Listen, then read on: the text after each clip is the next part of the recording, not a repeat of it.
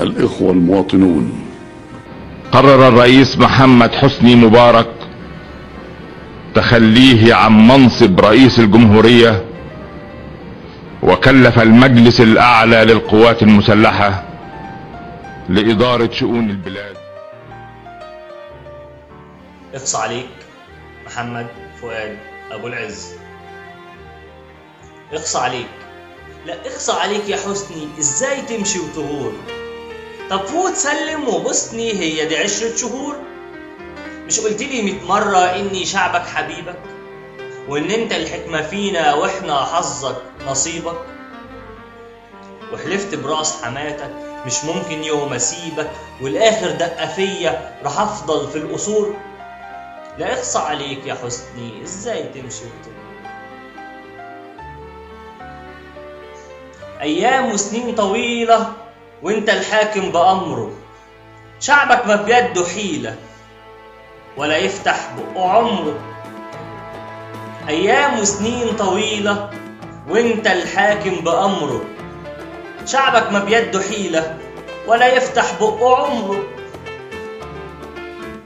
من جه مرة يفكر او يستعجب لأمره، امن دولة سعادتك هيظبطه الامور.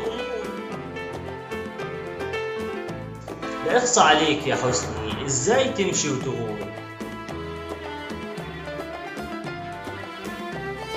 يشيلوه زي الدبيحة متعبي في الشوال، وينسوا حتى اسمه زي الظابط ما قال. يحضن على الحيط عروسة ويطلع سلم خيال، تربيتك دول يا ريس في الخسة والفجور. لا اخصى عليك يا حسني، ازاي تمشي وتغور؟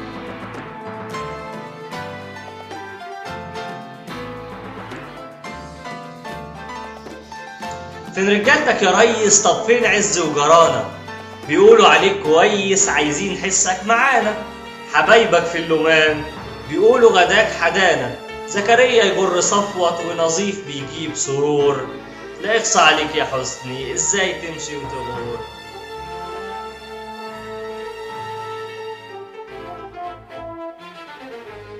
متجمعين اشوفكم في بدل زرقاء وحمرا، والكاب فوق راس سيادتك وانت بتقول مؤامرة، واجنداتهم معايا من رمسيس واصلة غمرة، وعصابتك جنب منك حواليك واقفين طابور. لا اقصى عليك يا حسني، ازاي تمشي وتغور؟ بكرة في السجن تمسك ريس عنبر كبير، تصحى من الفجر تحكم فيهم زي الامير، وجمال واقف معاك هيعين كام وزير، وعلاء طبعا معاكم متأهلا بالحضور. لا يخصى عليك يا حسني، ازاي تمشي وتغور؟ يخصى عليك. شاعر محمد فؤاد أبو العز. يخصى عليك.